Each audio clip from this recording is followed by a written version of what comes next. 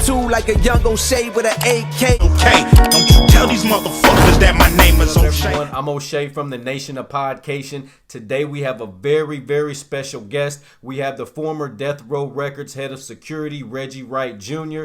Once again, I told you in the pre-call, it's an honor to have you here. Like I said, I feel like I know you just because I've watched so many of your interviews, man. Man, I appreciate the respect and you reaching out, to ask me to join your platform, brother.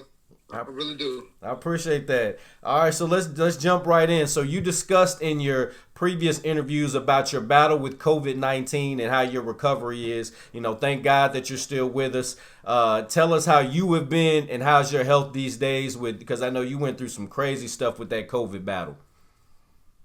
Man, so I caught COVID in December of 2020, man. And I'm gonna be honest, I'm still recovering from it. I'm having a day today that I haven't had in a couple of weeks, but the last week I've been feeling a little down. So as soon as this interview going, I did one of the home COVID tests. But man, I swear, I'm feeling again like I'm about to catch this again. Oh no! So, don't have nothing signs, but I passed the test, the home test. But I gotta go get it more professional because my body hasn't felt like this in over a year and a half. And I don't like how I'm feeling right now. Man, well, I hope you feel better, brother, because I know that COVID is not nothing to play with. A couple of the members of my group, we lost some people to COVID too. So, man, just prayers that you, feel better with that, man. And I feel you go to the doctor and get a real test because I don't really trust them home tests either. And let me say this. I'm vaccinated. I was one of the first ones to get the Moderna vaccination while I was, recovering in rehab. And then I even got the booster about 3 months ago. I'm about to go get that fourth booster. Right. Now, But so I'm not anti-vaccination. They didn't have vaccination available when I caught COVID, y'all. So just know that. I know a lot of youngsters, a lot of people. I ain't gonna just put on the young people. Just don't believe in that vaccination and stuff. I really believe in it, and I'm gonna use whatever voice I have to tell people get that vaccination, man. Because I wouldn't want anybody I love, anybody, to go through what I went through. This stuff is no joke. I still, I can move my hands and limbs and all of that. But when I woke up off the ventilator in February of 2021, I was paralyzed from the neck down. Couldn't move. Still couldn't walk. Still, still struggle to use my hands and stuff like that. But I can use all of it. I can move everything. But my limbs not where they should be or need to be. And so, like I said, man, let's make sure you get back healthy, man. And like I said, prayers for all of that, man, for sure. So let's jump right in. So Suge Knight, he's been a lifelong acquaintance of yours. At one point, even you guys probably call yourself close friends. And there was rumors of Death Row Records having like drugs and drug use all in the office and half naked women and wild parties. And there was there's rumors of drug use in Death Row, but no one's come public. Other than weed, what other drugs were around Death Row Records? And if you can, who was out there using? All I know is about the weed and the marijuana. And the alcohol usage. You got to remember, back in the 90s, it was taboo to be known as a crackhead. Or, the rich people believed they were cool with that snorting shit. But the drugs that was cool for some reason, growing up in the 90s, was Sherm, Angel Dust, PCP, which is all the same thing, and cocaine. And nobody wanted to be around people that was on that stuff because we went all through the 80s. Anybody black, you white kids going through it now with the fentanyl and meth, the Mexicans and stuff. But the rock cocaine in the 80s and the 90s, every one of us has someone in our family that had a problem or an issue with that at some point in their life. So I'm not going to sit up here and say people wasn't on it, because they were. But none of the major stars that y'all think. Okay. Their main thing was the weed and the alcohol. But people was probably on it. I'm sure they were on it. But they would not let you know they were on it if they were. Okay. Excellent. Okay, so let me ask you this. What was your relationship with Dr. Dre? Was the real reason that he left Death Row was because the way the studio was ran? Was it the gang affiliation? Or was it the fact that Tupac and Suge kind of outed him, saying that he had a relationship with a man? What was the real cause of Dre leaving? A combination of all that. The gay rumors didn't come until after they leave. You know, they were acting like, I want to do us. You know, our dick is too short. We gay. This. I like your friend better than you. You know, that's how women do us, or that's how people do when they separation. So all of that came afterwards. But Suge didn't want Dre to leave, but he was catching heat from so many different ways because Dre was getting lazy. He was pillow talking with Mr. Lay, so he was hearing a lot of stuff he didn't like with the relationship with Jimmy Iovine and stuff. And it was just a boiling point to the point where Dre had another option, which turned out to be a better option, even to this day.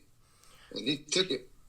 Okay, so Suge had said in an interview that he had Dr. Dre in this red room, and him and Tupac kind of questioned him about his sexuality and called him out, and he said he wasn't gay. Dre said he was bisexual. Did that ever happen? Yeah, like I said, and I ain't trying to work for Dre, and me and Suge about to do something major in the next month or two. But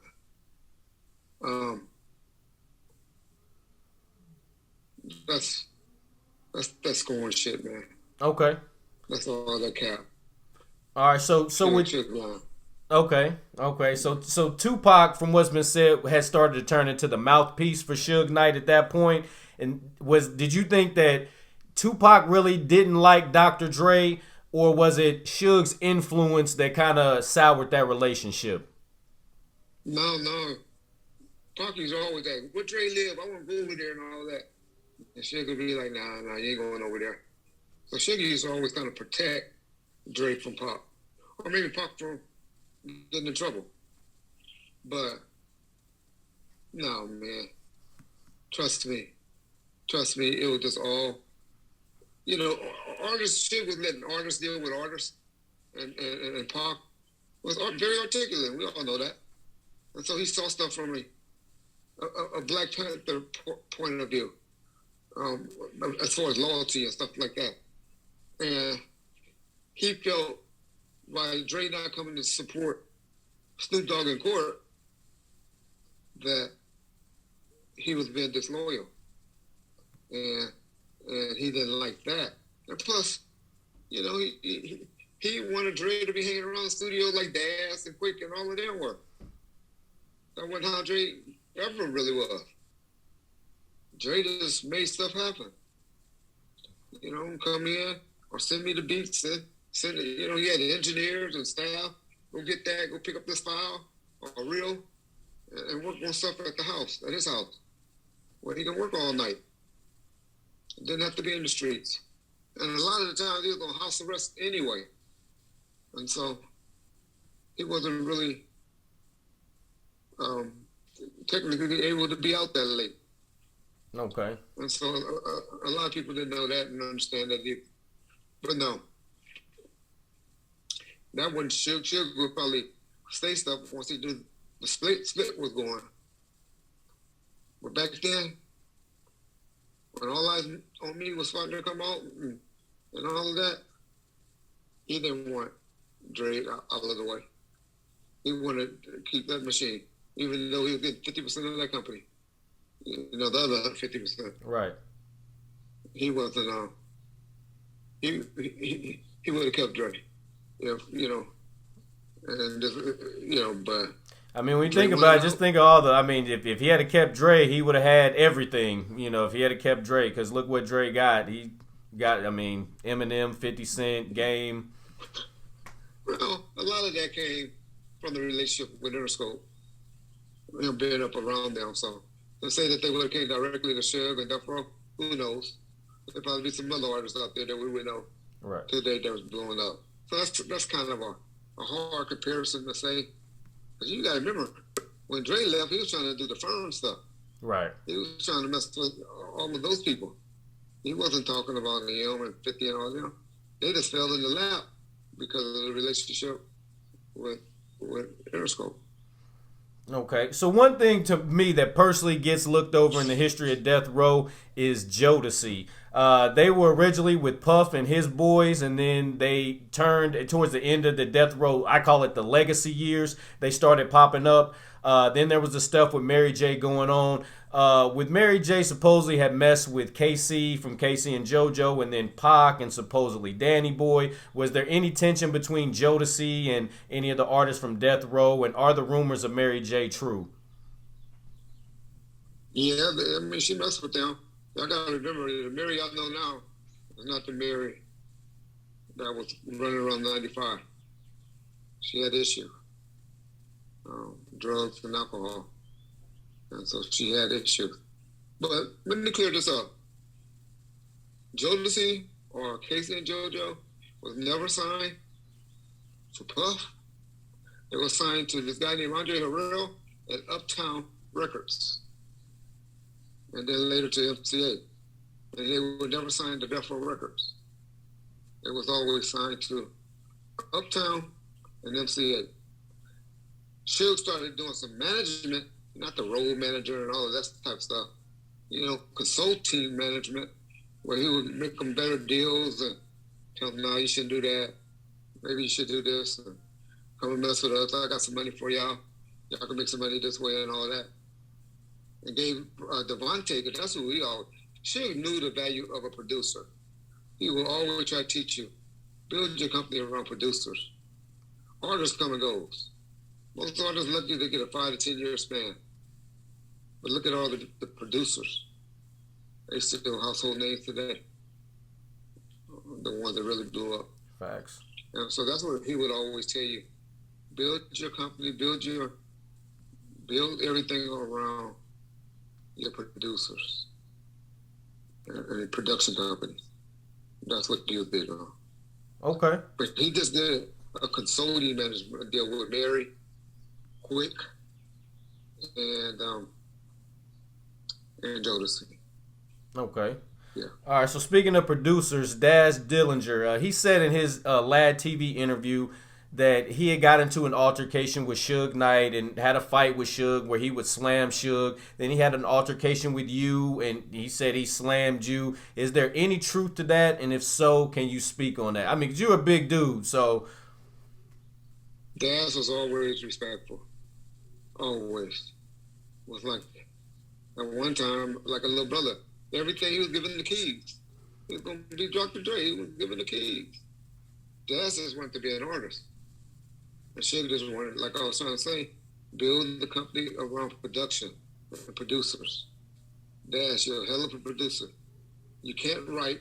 Corrupt is over there at Antoine or, you know, over there in Philly with those guys. You know, your writing is not like that. You need to be with a place where you're just doing production and go run the production. And Daz and like that. But that's cap. Daz to have a smirk on his face. I got no Daz to love Daz. Daz is all cap. But if Daz ever in a fight and I'm walking down the street, hopefully I'll be able to walk down the street or whatever. I'm on Daz team. Okay. But, okay. yeah. All right, so let's jump back to 96. You got Keefe D, Orlando Anderson, Terrence Brown, DeAndre Smith in the white Cadillac.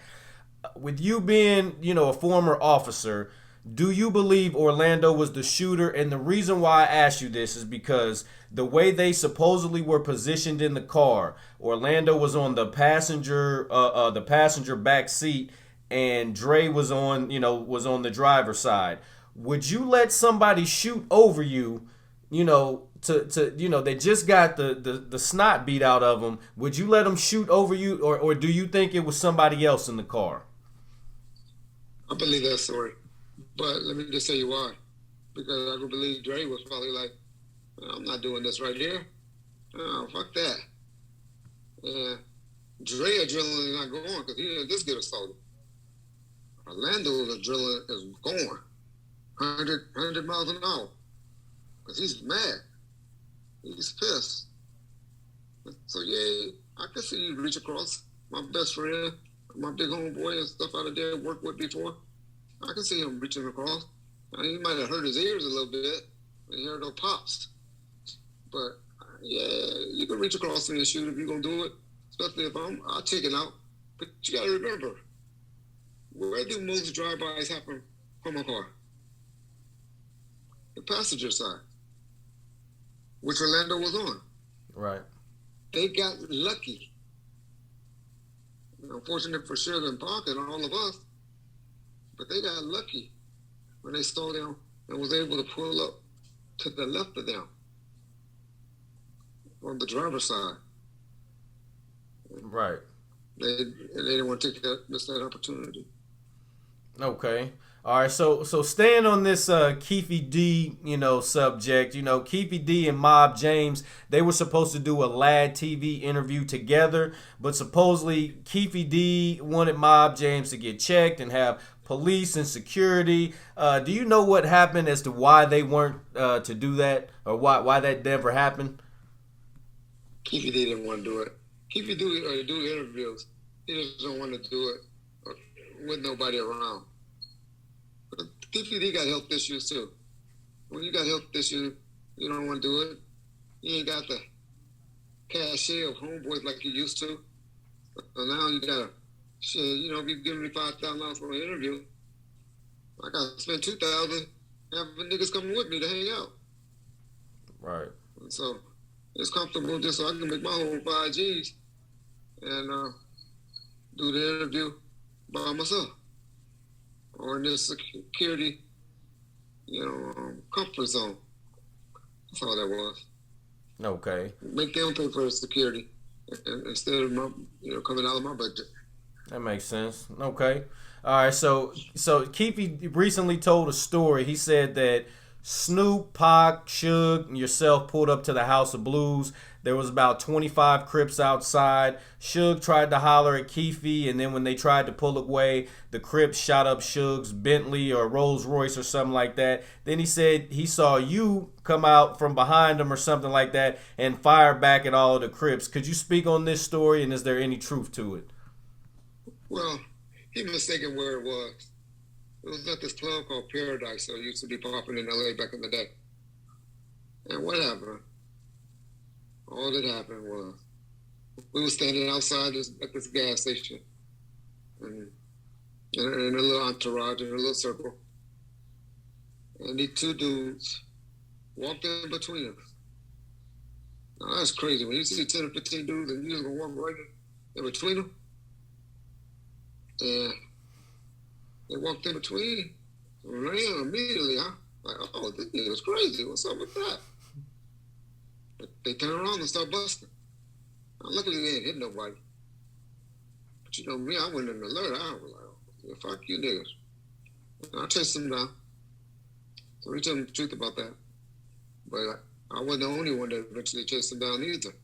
And Suge jumped in his car. And it's the Corniche, 95 red Corniche.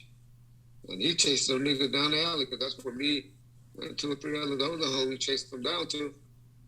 And he jumped in and chased it, but Suge car didn't get hit.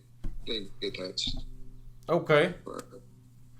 Okay, so let me ask you this. We're gonna change it up just a little bit. Master P said on a recent Drink Champs that Suge Knight had sent some people to, supposedly check him after he purchased Snoop Dogg's contract. Is there any truth to this, and can you speak on that? I know Suge was locked up, but Master P said some people tried to press him from death row at the time. No, P mistaken on that. We weren't even thinking about P and them. We had no problem with New Orleans and the No Limit Soldiers. We were kind of, it was all love. But yeah, I took a bunch of dudes up to the Universal Ramp, and we was told P and them that we needed to holler at Snoop.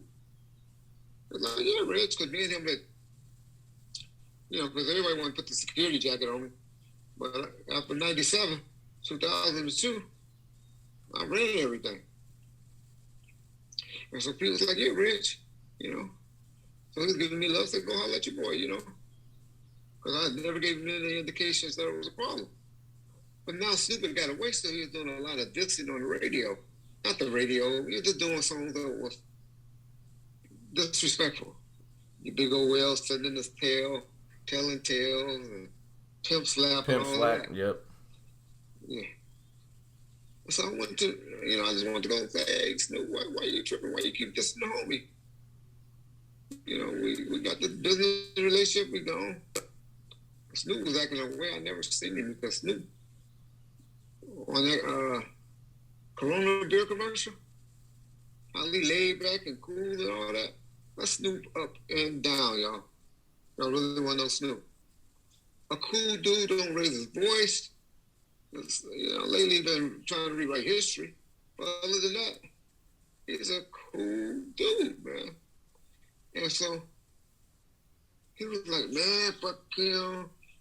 Fuck Death Row, y'all niggas. This and that. I was like, what? I've never seen or heard Snoop talking like that. And so one of the homies was standing there, and he socked Snoop. And Snoop took off and ran directly towards the police. And when Dad was Superfly, this other producer, they got arrested because they all had a bunch of weed on them. And so the next day, P called me because it was like one of their events. It was like, Reg, what's up, man? I'll let you go back there to holler at Snoop and treated you like king and stuff, and you going on and you tore up my shit. We wasn't even finished with the concert. I got to strap all this now. I lost hundreds of thousands of dollars. I'm like, man, P, that was your boy tripping. And so P was like, all right, Red, are we going to have any problems? Or is this going to happen wherever we go? I said, no, P, we just trying to holler at Snoop. Snoop, he knew all those niggas was his homeboy. They were all trying to get some weed from him. That's the tip they were on. The dog pound dudes always had some good. Yes, sir. And so, and this P was like, all right. That was the last time to be honest, I've seen them since. But last time I talked to either one of them. Okay. All right, so let me ask you this. So there was another interview that was out there about Camron of the Dipset. He said in an interview that Suge had approached him at some club and asked him for some money for something, and him and his boys just kind of brushed Suge off. Do you remember this encounter, and what can you tell me about it? No, I'm not aware of that one. I'm not aware of that one. Okay. I heard the interview as well, but I'm not aware of that one. I think it was behind a song that they had sampled or used or something like that. Yep. But I don't have no first-hand knowledge of that. Yeah, Camron has said it was over the sample. Remember, they used the "Ambitions of a Rider" sample. Okay. Yep, okay. that's what it was over. So he's trying to press him for that. Yeah, but guess who owned that song really? That's Pee Wee Herman. Pee Wee Herman song. Y'all go listen to that, pull that down, break that down. That's the Pee Wee Herman beat. So Suge didn't own that. That's the Suge being Suge. Okay. That's all Pee Wee Herman. All right, so how that beat go? I forget how that song go, but yeah, that was a Pee Wee Herman song. So that beat came from Pee Wee Herman. That's crazy. I never heard that before. Oh yeah, that's yeah. Although I like that, you need to do a show on there, bro. It's somebody that broke them down on the internet, where every song, then they want All Eyes on Me, or samples. Okay. Yeah. So I recently did a interview with Danny Boy, and he said that Suge. So he said that Suge didn't have his money in order when he went to a jail in '97, and he said that Miss Chalet was messing up the money, and he said that you were in there messing up the money as well. He feels that he still owed stuff from Death Row, money, plaques, etc. What are your comments on that? Yeah, I did an interview on Bomb First, which I do daily interviews over on this YouTube channel called Bomb First. And I pretty much put that out. But how can you be owed money when you never did an album? Y'all know how this kid was living back then? Then he is definitely in a overpaid status. Now, it's easy, to blame other people and all that. But Danny's my boy. And once you talk and sit and talk with people and break down the business, you'll learn that ain't none of those niggas is underpaid. They always in a recruitment status for the most part because of the samples and who albums it was. A lot of the people are complaining has never put out an album on Death Row. But just because you did some feature song or some songs with somebody, that's just mechanical writing. I ain't mad at you. That's the biggest song Danny Boy on. That's a sample. How are you gonna play somebody when the sample? If they want to take most of the money. The original writer. Okay. So Suge Knight, he was shot up multiple times at the Chris Brown party and the Kanye West party. Why was Suge attacked? And did he do anything to retaliate? Suge was out there once they filed bankruptcy and all that, mad and feeling like everybody owed him. But he didn't have the crew with him that he had from '91 until about 2003 or 2004. By that time, everybody had left him. And he was running with dudes that weren't the same crew, I'll just say that. Okay. And so that caused attack. That caused people to... And plus, everybody was getting tougher, too. People were like, okay, no, this ain't the 90s no more. We're in the mid-2000s. It don't go like this no more. Right. And you still stuck in time, Attitude like a young O'Shea with an AK. Okay, don't you tell these motherfuckers that my name is O'Shea.